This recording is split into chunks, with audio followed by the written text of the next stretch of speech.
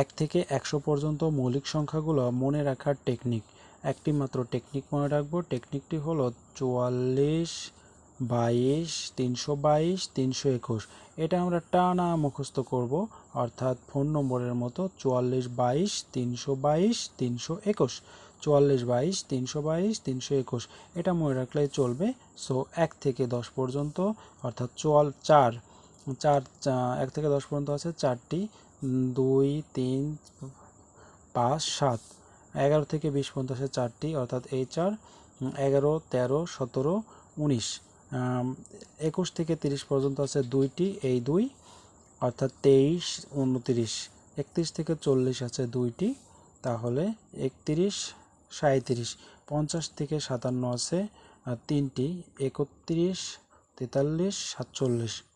51 থেকে 60 পর্যন্ত আছে 2টি, 53, 59।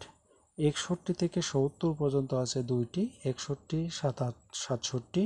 71 থেকে 80 পর্যন্ত আছে 3টি, 71, 73, 79।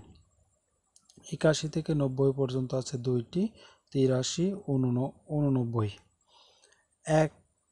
91 থেকে 100 পর্যন্ত আছে 1টি, 97।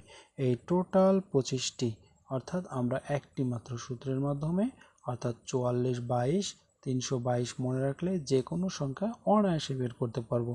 অর্থাৎ আমাদের নৈবিত্তিকে এলো 1 থেকে 20 পর্যন্ত কয়টি মৌলিক সংখ্যা আছে, তাহলে আমরা এই যে 4 এবং 4, 8টি মৌলিক সংখ্যা।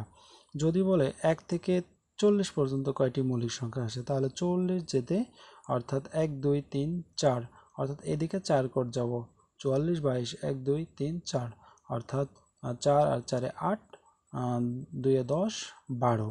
সুতরাং 12টি আছে। এভাবে আমরা নৈবিত্তিকে যে কোনো প্রশ্ন 1 সেকেন্ডেই বের করে নেব। ধন্যবাদ সবাইকে।